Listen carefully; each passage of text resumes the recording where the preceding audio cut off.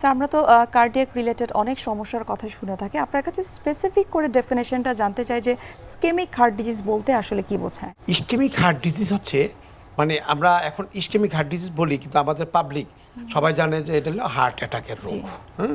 সাধারণ জনগণ বলছে হার্ট অ্যাটাক যেটা হয়েছে সেটা। আবার কেউ কেউ ভুল করে বলে এটা স্ট্রোক। আসলে স্ট্রোক না, স্ট্রোকটা মানুষের কনসেপ্ট, কিন্তু স্ট্রোক হলো ব্রেনের রোগ। ইসকেমিক হার্ট ডিজিজ হলো হার্টে যে রক্তনালী থাকে, আমরা হার্টের রক্তনালীর নাম বলে করোনারি আর্টারি বা করোনারি ধমনী। হ্যাঁ, করোনারি ধমনীতে যদি নর্মালি করোনারি ধমনী দিয়ে হার্ট নিজের পুষ্টি, অক্সিজেন এগুলো পায়। যখনই করোনারি রক্তনালীতে কোনো ব্লক হবে, সেই ব্লকটা যদি সিগনিফিক্যান্ট হয়, সিগনিফিক্যান্ট ব্লক যদি হয়, সেই ব্লকটার সিগনিফিক্যান্ট হওয়ার জন্য যদি নিজের হার্টের নিজেরই পুষ্টি এবং রক্ত নিজে পায় না কাজ করার জন্য, তখন যে জায়গাটা হচ্ছে ক্ষত হয় সেটা হচ্ছে ইসকেমিক হার্ট ডিজিজ। কারা সাধারণত এই ঝুঁকিতে সব থেকে বেশি রয়েছে, অর্থাৎ স্কেমিক হার্ট ডিজিজ কাদের সব থেকে বেশি হতে পারে?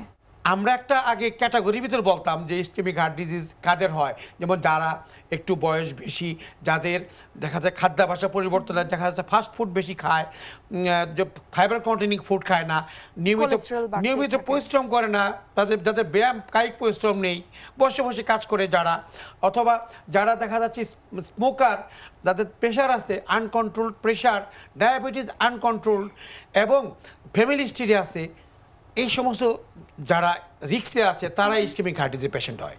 বাট